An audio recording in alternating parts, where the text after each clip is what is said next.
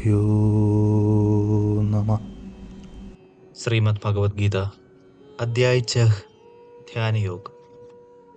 श्री कृष्ण कर्मयोग और कर्म संन्यास योग के तुलनात्मक मूल्यांकन के अनुक्रम को 5वें अध्याय से इस 6ठे अध्याय में भी जारी रखते हैं और पहले वाले मार्ग के अनुसरण की समस्तुति करते हैं। जब हम समर्पण के साथ कार्य करते हैं तब इससे हमारा मन शुद्ध हो जाता है और हमारी आध्यात्मिक अनुभूति गहन हो जाती है। फिर जब मन शांत हो जाता है तब साधना उत्थान का मुख्य साधन बन जाती है। ध्यान द्वारा योगी मन को वश में करने का प्रयास करते हैं, क्योंकि अप्रशिक्षित मन हमारा बुरा शत्रु है और प्रशिक्षित मन हमारा प्रिय मित्र है।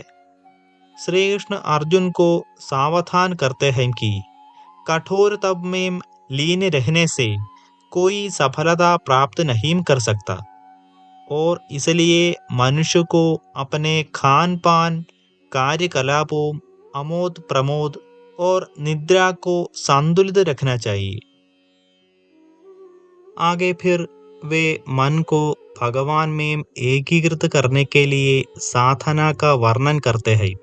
जिस प्रकार से वायु रहित स्थान पर रखे दीपक की ज्वाला में चिलमिलाहट नहीं होती, ठीक उसी प्रकार साधक को मन साधना में स्थिर रखना चाहिए।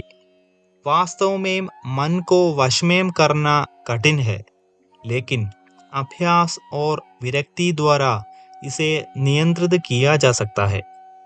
इसलिए मन जहाँ कहीं भी भटकने लगे तब हमें वहां से इसे वापस लाकर निरंतर भगवान में केंद्रित करना चाहिए। जब मन शुद्ध हो जाता है तब यह अलौकिकता में स्थिर हो जाता है। आनंद की इस अवस्था को समाधि कहते हैं, जिसमें मनुष्य असीम दिव्य आनंद प्राप्त करता है। इसके पश्चात अर्जुन उस साधक के भाग्य के संबंध में प्रश्न करता है, जो इस मार्ग का अनुसरण करना आरंभ तो करता है, लेकिन अस्थिर मन के कारण लक्ष्य तक पहुंचने में असमर्थ रहता है।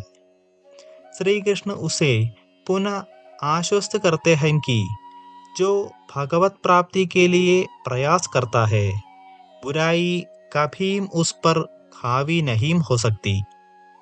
भगवान सदैव पूर्व जन्मों में समझित हमारे आध्यात्मिक गुणों का लेखा जोखा रखते हैं और अगले जन्मों में उस ज्ञान को पुनः जागृत करते हैं, ताकि हमने अपने यात्रा को जहां से छोड़ा था उसे वहीं से पुनः आगे जारी रख सके। अनेक पूर्व जन्मों से आर्जित पुण्यों और गुणों के साथ योगी अपने वर्तमान जीवन में भगवान तक पहुंचने में समर्थ हो सकता है। इस अध्याय का समापन इस उद्घोषणा के साथ होता है कि योगी भगवान के साथ एकीकृत होने का प्रयास करता है, इसलिए वह तपस्वी, ज्ञानी और कर्मकांडों का पालन करने वाले कर्मी से श्रेष्ठ होता है। सभी योगियों में से जो भक्ति में तल्लीन रहता है वह सर्वश्रेष्ठ होता है। श्लोक 1। श्री भगवानुवाच अनाश्रितः कर्मफलं कार्यं कर्म करोति यः स सन्न्यासी च योगी च न निरग्निर्न चाक्रियः। परम प्रभु ने कहा, वे मनुष्य जो कर्मफल की कामना से रहित होकर अपने नियत कर्मों का पालन करते हैं, वे वास्तव में सन्यासी और योगी होते हैं, न कि वे जो अग्निहोत्र यज्ञ संपन्न नहीं करते, अर्थात अग्नि नहीं जलाते और शारीरिक कर्म नहीं करते। वेदों में वर्णित धार्मिक अनुष्ठान की गतिविधियों में अग्नि प्रज्वलित कर यज्ञों को संपन्न करना, जैसे अग्निहोत्र यज्ञ सम्मिलित है।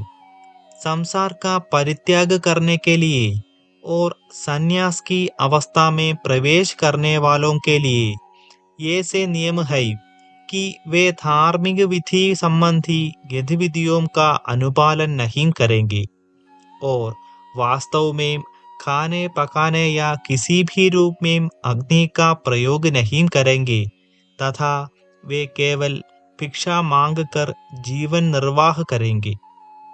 किंतु इस श्लोक में श्री कृष्ण ने यह अभिव्यक्त किया है कि केवल अग्नि यज्ञों का त्याग करने से कोई सन्यासी नहीं बन सकता। सच्चा योगी और सच्चा सन्यासी कौन है, इस विषय पर अत्यधिक भ्रम है। भगवान श्री कृष्ण कहते हैं कि सन्यास के बाहरी लक्षणों को दर्शने से कोई न तो सन्यासी बन सकता है और न ही योगी। वे ज्ञानी जन जो अपने कर्म फलों का त्याग कर उन्हें भगवान को समर्पित कर देते हैं, वही सच्चे सन्यासी या योगी होते हैं। योग का अर्थ जुड़ना है, जो मनुष्य की चेतना को दिव्य चेतना के साथ एकीकृत करने का बोध कराता है। अन्य शब्दों में योगी वही है जिसका मन भगवान में पूर्णतया तल्लीन है। यह भी माना जाता है कि ऐसे योगी का मन स्वाभाविक रूप से संसार से विरक्त रहता है, इसलिए वास्तविक योगी सच्चा सन्यासी भी होता है। इस प्रकार जो मनुष्य भगवान की श्रद्धापूर्वक सेवा की भावना से कर्मयोग का अनुसरण करते हुए कामना रहित और फल की इच्छा से रहित होकर कर्म करते हैं, चाहे वे गृहस्थी ही क्यों न हो, ऐसे मनुष्य ही वास्तव में सच्चे योगी और वास्तविक सन्यासी होते हैं। श्लोक 2। यं सन्न्यासमिति प्राहुः योगं तं विद्धि पाण्डव न ह्यसंन्यस्त्य संकल्पो योगी भवति कच्छन। जिसे सन्यास के रूप में जाना जाता है वह योग से भिन्न नहीं है। कोई भी सांसारिक कामनाओं का त्याग किए बिना सन्यासी नहीं बन सकता। सन्यासी वही है जो मन और इंद्रियों के सुखों का परित्याग करता है, किंतु केवल सन्यास लक्ष्य नहीं है और न ही यह परम लक्ष्य तक पहुंचाने के लिए पर्याप्त है। वैराग्य का अर्थ स्वयं को गलत दिशा की ओर अग्रसर होने से रोकना है। हम संसार में सुखों को खोजते हैं और जब हम यह जान जाते हैं कि भौतिक पदार्थों से कोई सुख नहीं मिल सकता, तब हम संसार की ओर भागना बंद कर देते हैं। किंतु केवल रुकने से हम गंतव्य तक नहीं पहुंच सकते। आत्मा का गंतव्य भगवत प्राप्ति है। भगवान की ओर सम्मुख होने की प्रक्रिया उसमें मन को तल्लीन करना है, जो कि योग का मार्ग है। जिन्हें अपने जीवन के परम लक्ष्य का अपूर्ण ज्ञान होता है, वे सन्यास को आध्यात्मिकता के परम लक्ष्य के रूप में देखते हैं। किंतु जो वास्तव में जीवन के परम लक्ष्य को जानते हैं, वे श्रद्धापूर्वक भगवत प्राप्ति को अपने आध्यात्मिक उद्यम का परम लक्ष्य मानते हैं। इस श्लोक की प्रथम पंक्ति में श्री कृष्ण ने यह अभिव्यक्त किया है कि सच्चा सन्यासी ही योगी होता है, अर्थात जो अपने मन को भगवान की प्रेममयी सेवा के साथ युक्त कर देता है। दूसरी पंक्ति में श्री कृष्ण ने यह स्पष्ट किया है कि लौकिक कामनाओं का त्याग किए बिना कोई भी योगी नहीं बन सकता।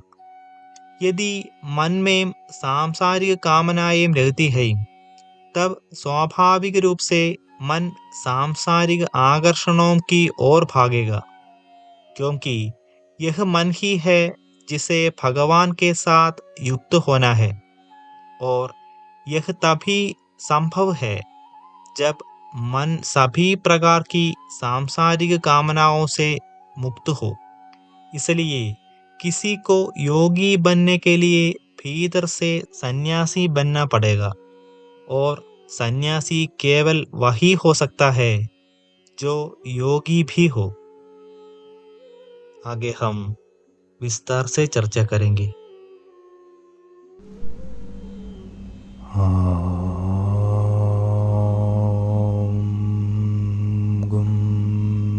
गुरुभ्यो नमः।